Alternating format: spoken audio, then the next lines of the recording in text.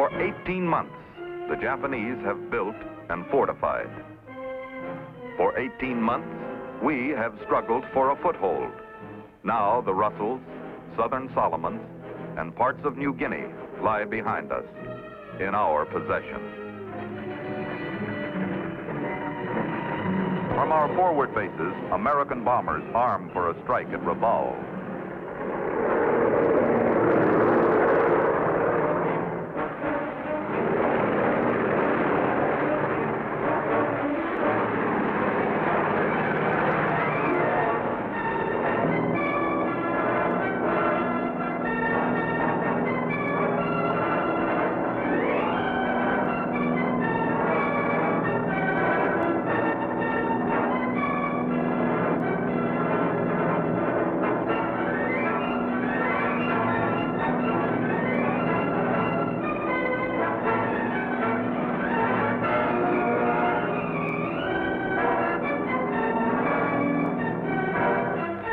Warned by observers, the Japanese clear their fields, send a massive armada to intercept.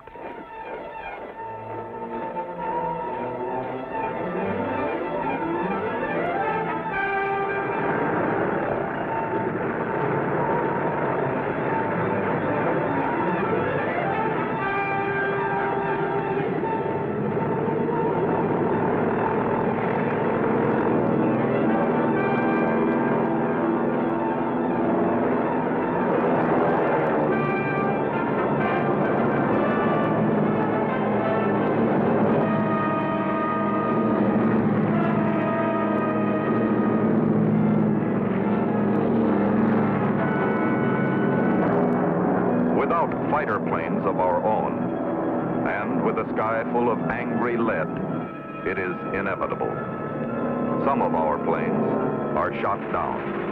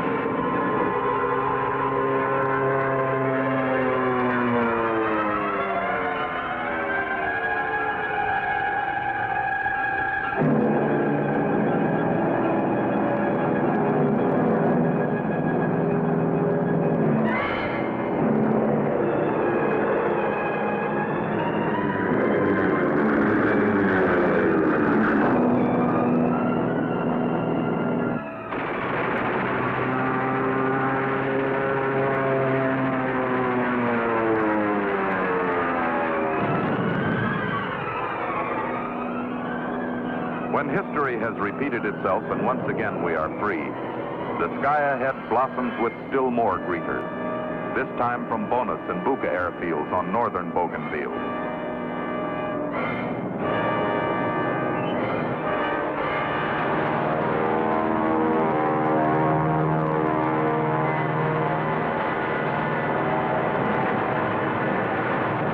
Those who get through are consoled by the knowledge that the planes from only 6 more fields, Rapopo, Tubera, Ranakanao, and Lakunai on New Britain, and Namatanai and Borpop on New Ireland, stand between us and our target, Rabaul.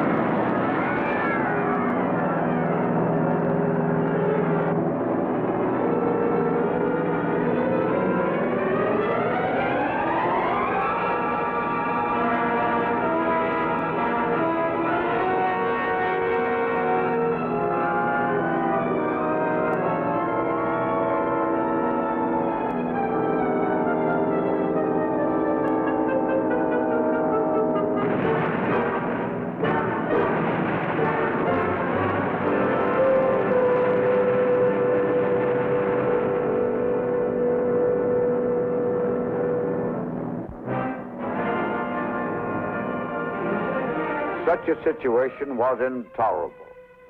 We had to neutralize and capture those airfields. We had to turn them against the enemy, and that meant we had to go in and take them the hard way, by amphibious assault. Much before the battle at Guadalcanal, the Joint Chiefs of Staff in the Pacific were planning the battle for Rabaul, of which Bougainville was a part. South of the island lie the Shortlands, logical attack point for invasion. But to oppose the entrenched enemy would mean a great loss of lives, equipment, and reserve strength. Enemy strength by the thousand was concentrated around the airfield. Where then could we strike, secure a foothold, fill an airfield, and dig in? Choiseul Island, south and east of Bougainville. Logical, and therefore to be expected by the enemy. Furthermore, it will delay the entire Solomon's campaign. Moreover, from Choiseul, our fighter planes do not have the range to protect our bombers to Rabaul and return. Re-evaluation. Seize and hold the Treasury Islands, northern Empress Augusta Bay, and construct airfields there. Seize and hold Choiseul Bay area. Install radar, staging, and PT points thereat. Objection. Aerial reconnaissance reveals that Buka is beyond fighter-bomber escort range. Kahili is within range, but is too strongly defended. It would cost more lives to take it than its strategic worth. The Shortlands have narrow beaches completely unsuitable for a landing under heavy resistance. Further objection. Any approach to invasion on the east coast will lengthen and delay, expose our inadequate surface tonnage to greater possibility of attack, and remove it from retreat to friendly air cover in case of naval action with the Japanese 8th Fleet. The final analysis read, tactical and logistical considerations fix Empress Augusta Bay on the west coast of Bougainville as our final objective.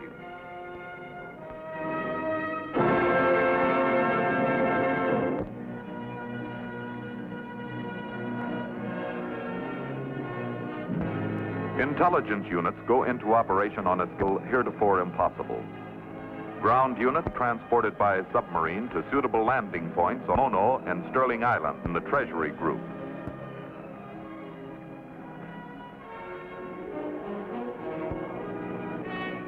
Others will proceed by PT boat to Choiseul Island. Still, if no land contemplated there. Good old American club. If the Japanese find evidence of our presence, they will misinterpret our intentions. We will use Choiseul as a feint to deliver the knockout blow elsewhere. Prime patrols will scout Bougainville, observing and mapping the terrain, Japanese installation, strength, connecting trails, and general ground conditions. In the Kieta and Numa Numa areas, seaplanes are used. Offshore, naval parties sound and map the coastline. Depth, average rise and fall with the tides, submerged reefs, obstacles, and beach depth.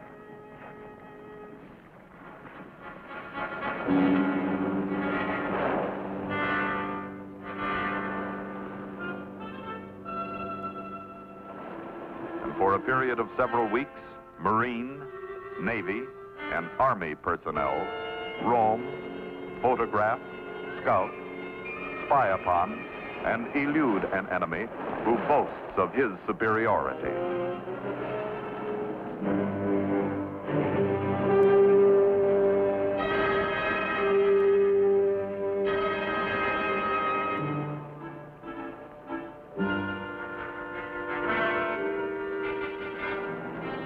Photo-recon planes roam the length and breadth of the Solomon Group. Trails, rivers, mountains, enemy emplacements, all are photographed. This open space is unsuitable for an airfield because the mountains at either end make it hazardous. But this area is completely suitable and can be bulldozed, planed, filled, graded, surfaced, and in operation within 30 days. As the information is digested at Guadalcanal, certain facts become fault and certain faults become fact. The coastlines are as much as 10 miles removed from their location on existing maps. Waters charted as safe actually hide the shallow presence of dangerous reefs, shoals, and peaks. The night landings under contemplation have to be abandoned. We will assault in daylight so the ships will not run afoul of these obstructions. Aerial photographs show no troop movements toward the Empress Augusta Bay area. All enemy activity is centered near his airfields in anticipation of an all-out frontal assault. He is not expecting attack on the East Coast. He has not guessed our intention. Then, in October 1943, Coast Watchers get the word through. There are anti-aircraft emplacements and slit trenches being constructed in the Empress Augusta Bay area. From a submarine, we land another patrol.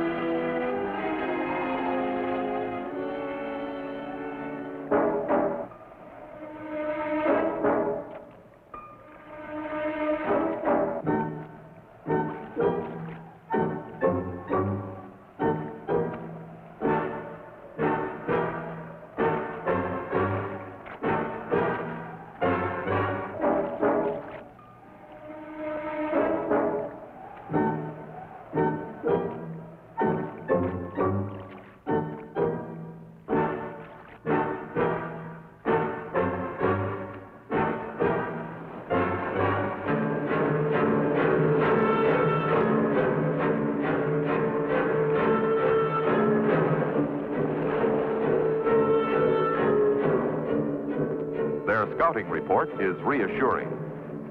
Routine installations and no concentration of troops in the scheduled landing area.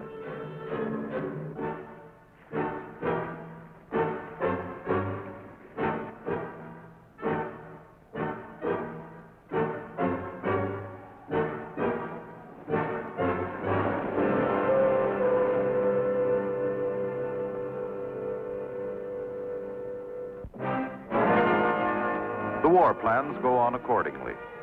We were short on transports, 4 AKAs and 8 APAs. This means the troops will have to go ashore in smaller echelons. Can we risk this? Will enemy strength be sufficient to overwhelm our initial waves? No. Intelligence reports are re-evaluated. Torrequina Point's geographic location dictates the use of localized units and small detachments. Can the enemy bring up his reserves in time to destroy our initial beachhead? No. Existing trails are inadequate, and no military road exists for rapid reinforcement. Can they reinforce from the sea? No. Our air cover will obviate that possibility. Can their fleet reach us in time to jeopardize the operation? No. It is in Rabaul, 10 hours away. Rehearsals will be held in the new Hebrides Islands at Afati and will continue until the assault and unloading can be accomplished within 6 hours, allowing 4 hours for the safe withdrawal of our craft. Army, Navy, and Marine air squadrons will converge from all existing bases within range of the operation and will be scheduled to give constant maximum protection against anticipated enemy strikes. To inactivate a maximum number of enemy planes, bombing missions will be scheduled in advance of D-Day to destroy both grounded aircraft and runways.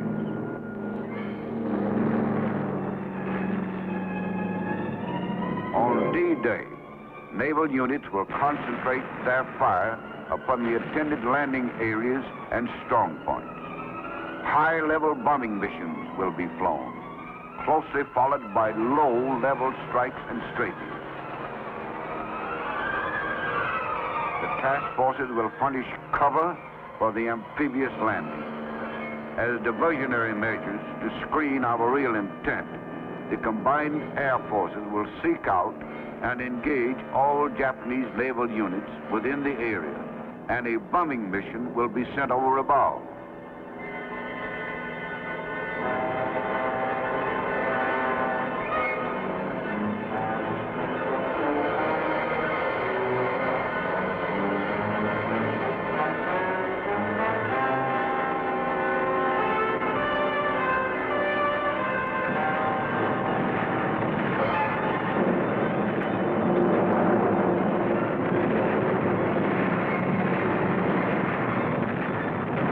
Further confuse and annoy, we will launch a secondary assault at Choiseul.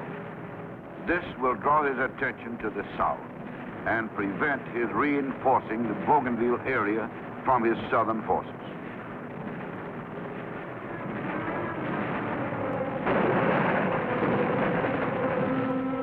Task Unit A1, 3rd Marine Division, reinforced, organized into 4 landing teams, embarks October 13 from Tetere, Guadalcanal. Cargo for each team, 520 tons. From 16 to 20th October, they engage in rehearsals. Maps of their objective are studied, enemy strong points located, and methods evolved for neutralizing them. When each man, in each squad, in each platoon, in each company, knows his part in the operation, they go ashore and put into practice what they have absorbed in theory. Task Unit A2, 9th Marines Reinforced, stages their rehearsal 18 to 25 October. And Task Unit A3, 3rd Defense Battalion, conducts its operations at Guadalcanal 26-29 October.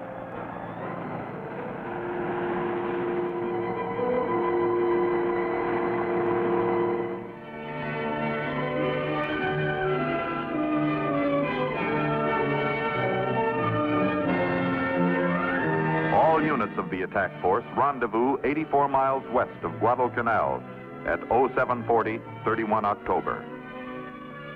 8 months of planning, evaluating, gathering intelligence, men, supplies, and materiel are over. The admirals, the generals, the strategists of command have finished. With their sweat, they have planned battle. With the unceasing diligence of their skepticism, they have refined it, improved it, reduced its flaws to the lowest possible minimum. From compassion, they have chosen the course which offers the greatest possible chance of survival to their comrades, the officers and men of the Marine Corps who serve under them. From necessity, they have accepted inadequate sinews of war. By placement and superior utilization, they have multiplied their strength 100-fold. Before the Almighty God, who has been, and is, and must ever be the mainstay of our free nation, they bow their heads, thankful for whatever portion He has inspired in their final plan for victory.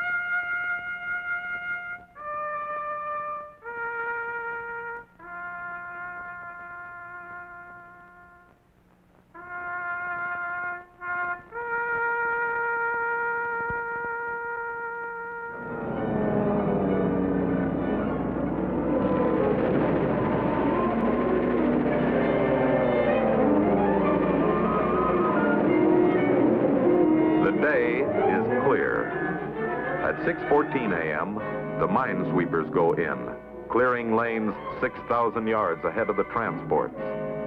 They report all clear of mines and sufficient water.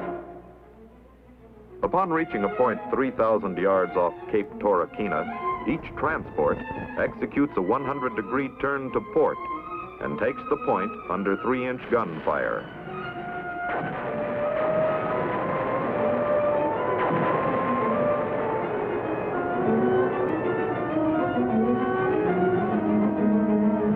Minutes later, the barrage is lifted. The order to land the landing force is given at 06:45, and 7,500 Marines take their places in the LCVPs and LCMs, ready for the 1,500-yard run to the beach. The destroyers Anthony, Terry, Wadsworth, and Sigourney commence their prearranged fires.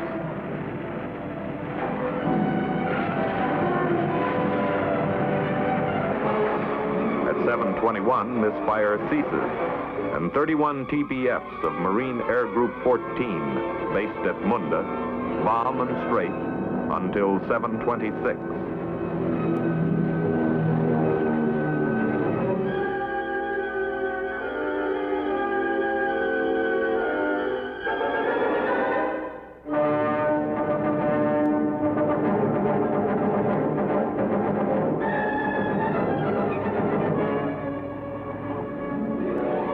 As the boats of the 3rd Marines come in line with Pura'ata Island, they are taken under 3-way machine gun fire from the Cape, the western tip of Pura'ata Island, and Torquena Island.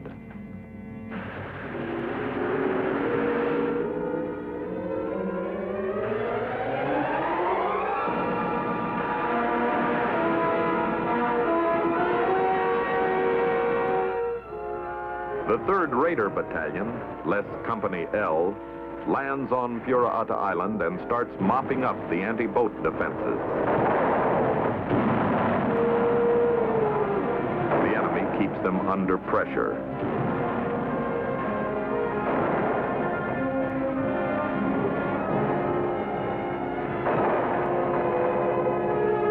One by one, the machine guns are silenced.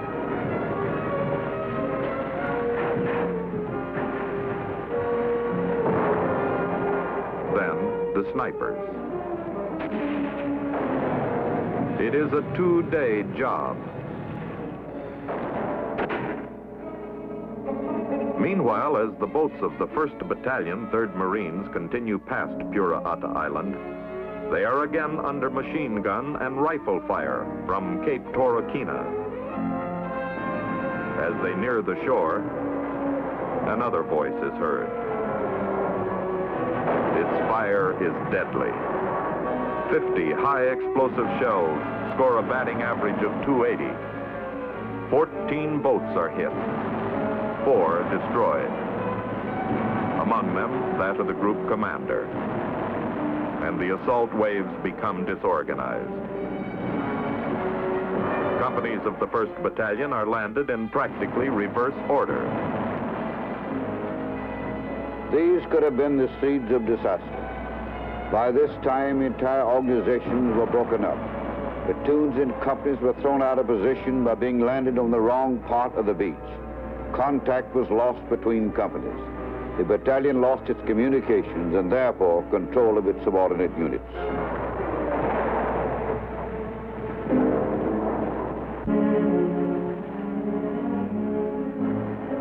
In time of crisis, will I lift up a man?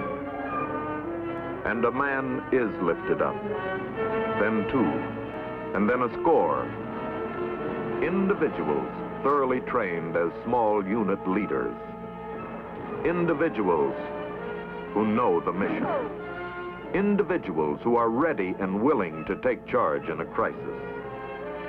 And because every Marine has been thoroughly indoctrinated and briefed on the plan, purpose, and overall strategy of the maneuver, each is able to carry out the mission of the sector in which he finds himself. And as this unity of individuals encompasses neighbor, Spontaneity of effort replaces chaos. Confusion gives way to achievement. The battle gains momentum, gathers objectivity, and proceeds without any further direction from higher echelon. The Marines had been landed in the wrong place. The situation was not well in hand. Coconut logs and sand, banzai, and a box score of 280. Other boats are on their way, another dozen to be sacrificed on the altar of enemy marksmanship, unless something is done, and done quickly. There is no artillery ashore. There is no time to call for naval gunfire. One unit of A Company, 3rd Marines, lands near the deadly gun. Their objective is to their left, but the 75 is on their right. There is no hesitation. Up the draw past the flanking rifleman, a sergeant, and 4 Marines. Then 2. Forget the book. Snap the pin, hold and take the count. Toss one. Nothing. Again.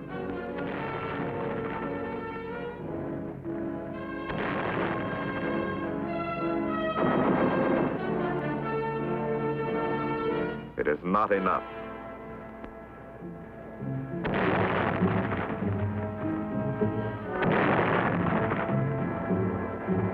Pride, history, tradition, esprit de corps, and a new page is written in Marine Corps history. I've always marveled at the devotion one Marine has for his fellow Marine. The honor of their passing is written in the hearts and memories of those who loved them, those who were privileged to fight beside them.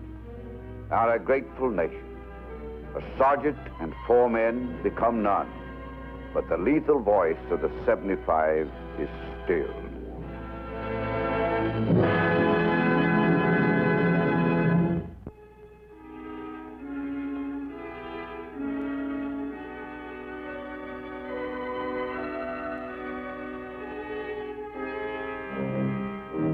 Our intent is known. Our strategy fathomed. Our enemy gathers his fleet.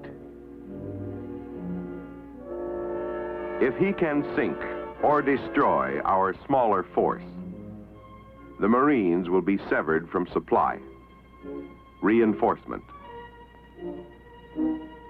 As night falls, we are silent, thoughtful. On the back of the outgunned American Navy rides Marine victory or defeat on Bougainville.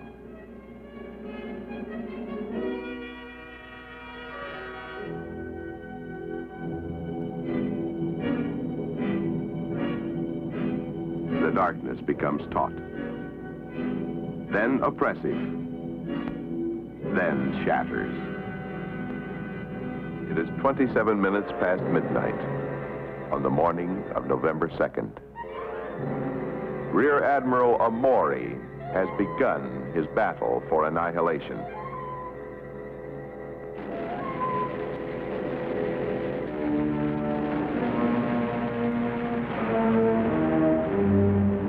Theirs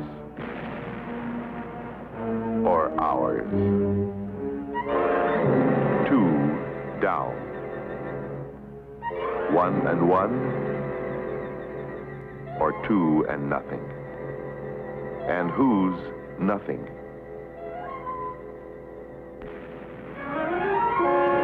The star shells and flares are theirs, or the smaller American force seeks the anonymity of obscurity. Once before, on such a night, another man, imprisoned within his immediate confines and restrained from the conflict, distilled from anxiety the words which are now so meaningful. Then as the dark hulls climb the horizon and slide down on our side of the ocean, our flag is still there. Admiral Merrill had been superior to the challenge. When enemy flares revealed his position, he laid down a smoke screen to distort and confuse, and the enemy gunners, who had only optical control, were able to damage only 3 of our ships. Our radar control fire found the enemy wherever he tried to hide. The Japanese lost 2 by sinking, had 3 damaged, and hastily withdrew. Every Marine on Bougainville was mighty proud of the Navy that night.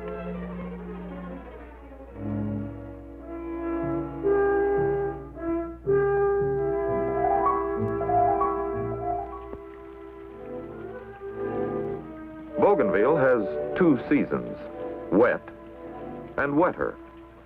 The average fall is 9.5 inches per month, 7 of which sometimes fall in 24 hours. This is our introduction to the rain forest, and it rains every day for 17 days. As the perimeter is extended, the only vehicle which can transport supplies and bring out the wounded is the amphibian tractor. We wade in mud, fight in mud, fall in mud, and sleep in mud. But the battle goes on.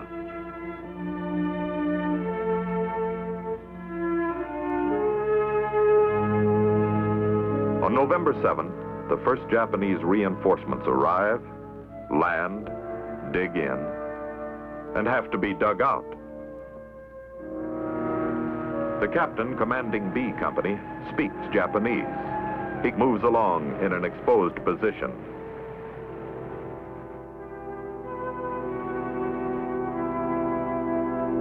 Banzai, shouts. Then the dutiful enemy charges into the withering fire of his machine gun.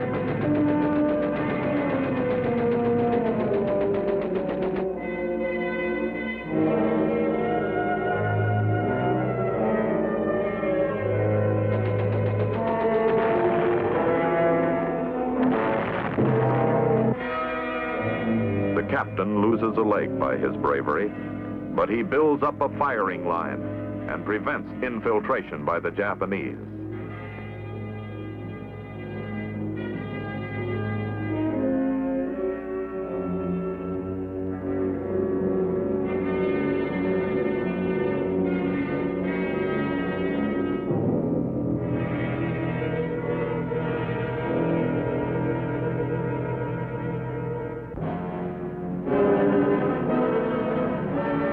After 2 days of such fighting, we reach positions for an all-out effort. 5 batteries of artillery, mortars, anti-tank weapons, and machine guns are brought to bear upon their positions.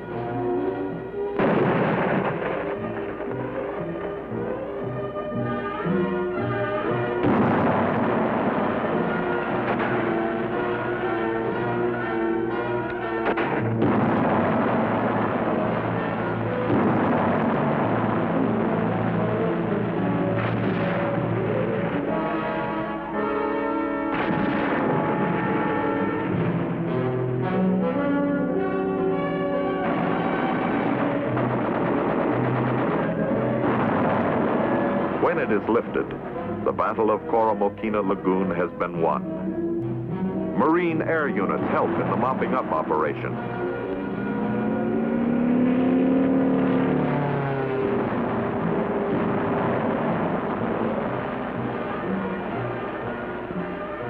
We have come to seize, enlarge, secure, and anchor a perimeter wherein airstrips may be built. The work begins on November 9. Roads are hastily constructed so there will be no constriction of supply. Communications are expanded. Supplies dispersed to avoid bomb damage. Installations are constructed. Fighting continues.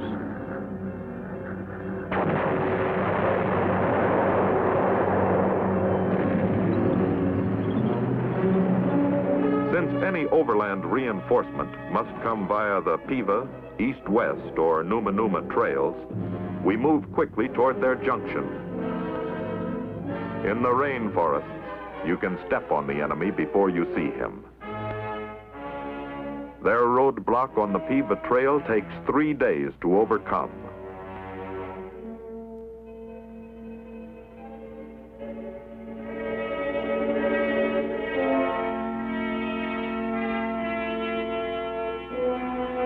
Two days later begins the Battle of the Coconut Grove.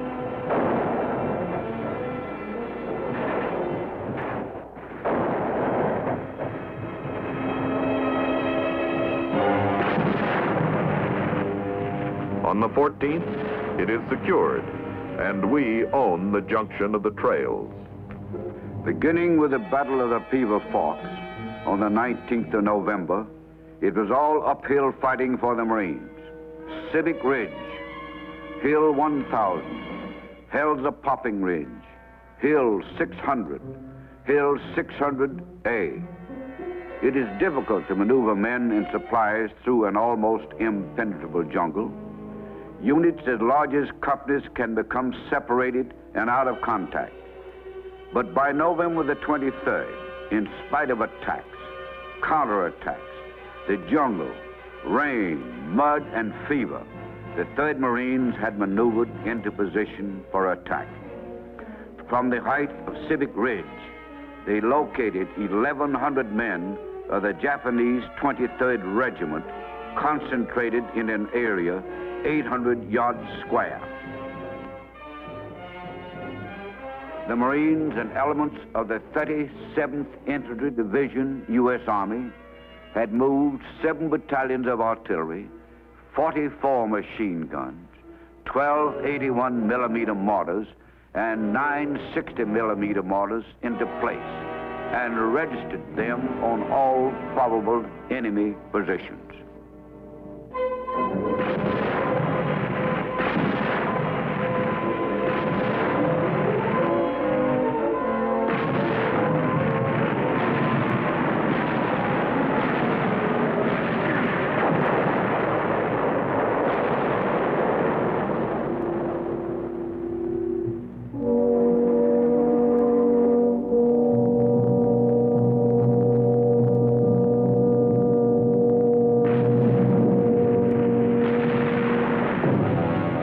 In 23 minutes, they fired 5,760 rounds into the area. When the barrage and the assault were finished, the Imperial Japanese 23rd Regiment was no more. We had come to seize, enlarge, secure, and anchor a perimeter wherein airstrips could be built. During November, we had 90 alerts, 22 bombings, and fought 4 major engagements. At dawn of December 10, Marine Air Group VMF-216 lands to make its permanent base. 7 days later, 4 Army P-39s will do the same. By December 15, most of the fireworks are over for the Marines. Elements of the Army's 37th and Americal divisions have been arriving and fighting beside us since November 9. 10 days before Christmas 1943, command of the Torquay area passes from Major General Roy S. Geiger, 1st Marine Amphibious Corps, to Major General Oscar W. Griswold, United States Army.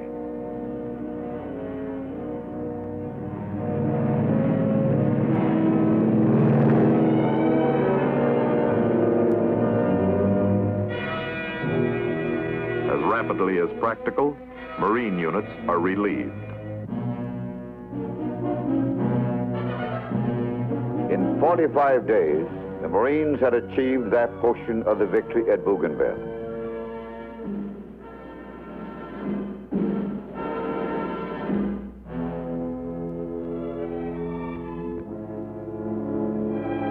But they were leaving no bed of roses. The biggest battles on Bougainville were fought by the United States Army in the early spring of 1944. Their valor and efficiency are recorded in the decisive manner in which they won. We were all on the same team, and teamwork won the Battle of Bougainville.